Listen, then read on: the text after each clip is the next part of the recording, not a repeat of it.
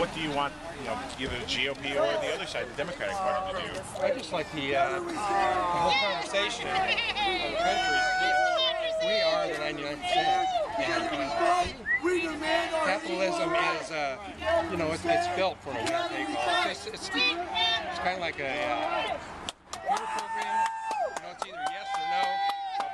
Capitalism is designed to make a small percentage rich, and that's it. It's just like and capitalism, as the way we have it, it just doesn't work. So it seems like over the last maybe 2 decades or so, we've seen a continuity of government agenda. It doesn't matter who's in office, either donkey or elephant, they're all going to side with the big major banks, and mainly, the private central bank like the Federal Reserve. What do you think needs to happen to have our politicians not be on the side, not be bought and paid for by central banks like the Federal Reserve, like Goldman Sachs, like JP Morgan, and so forth? I will agree with the premise up to a point. Both parties definitely are for big business and big government. That there is a difference. The Democrats, whether they have to do it for the vote, they are on the side of the people much more than the Republicans are.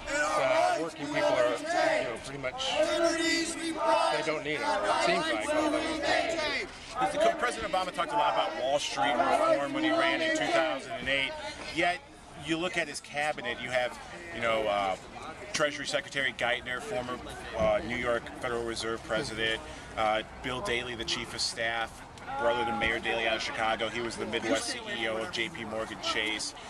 It even goes up to the Supreme Court and Elena Kagan, who has ties to Goldman Sachs. Do you think that President Obama truly is on the side of the 99%, or do you think, he's just trying to con the people and try to get a vote in 2012? You're not going to edit the shit out of this, are you? What's up? No. Okay. Yes, of course, the Democrats have a problem. We voted for Obama really thinking that we were getting monumental change, especially in the first 2 years when we had the Democratic Senate enough to carry some bills. Of course, there's too much Goldman Sachs representation. That's Washington, baby. That is one of the things we want to change. How do you There's too many lobbyists, too much money in Washington. What about the end? I don't know. What about the Federal Reserve Bank? It seems like they really are the root of all evil, causing all of this problems. They are, printing money out of thin air, devaluing our currency in 2008. Ben Bernanke went to a meeting in Chantilly, Virginia, where they talked about, purposely destroying the U.S. currency and the U.S. economy. Do you think we need to get rid of the Federal Reserve? Congressman Ron Paul's been talking about auditing and ending the Federal Reserve since the 1970s. Do you think we need to do that? No, I don't think so. And I am not an economic genius, and listening to your question, I don't think you are either. I hear a lot of Republican talking points in your question. I don't know about the Federal Reserve. I think we have to have some kind of regulation on our money, of course. Printing money out of thin air, I'm not sure that that's really, I'm not sure that that's about the point. Well, the Federal Reserve, it is admitted that is one of their practices. You look at quantitative easing 1, 2, and now approaching QE 3. That's their goal, is to print money, leading to a $14 trillion debt.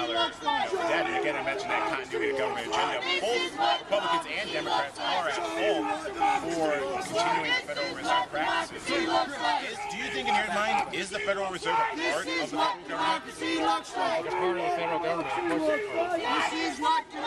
But the Federal Reserve, after 1913, brought in the Federal Reserve. If we look at Article, I believe it's Article 1, Section 8 of the Constitution, it stated that the U.S. Congress was the one that's supposed to issue the currency of our country. So do you, again, think that a private bank like the Fed should issue our currency, then we pay it back in interest? Okay, you're way over my head with the Federal Reserve. I've never claimed to be a Federal Reserve expert. I'm not here because I don't think the Federal Reserve should if there's no regulation, like I was saying earlier about capitalism, of course it needs to be regulated because it only benefits a few. So there has to be some regulations. Everything's gotten out of hand. I mean, we're living our life by a document where people couldn't imagine phones, much less what this guy's got. And, there's just too much money. I mean, the whole Republican. The only reason there's a two-party system, in my opinion, the Republicans are a natural minority. They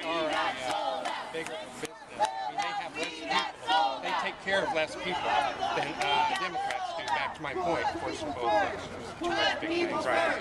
That Democrats serve people better. So they equalize it with money. It's the greatest equalizer. And it's just the whole Citizens United. It's just money is a corrupting power.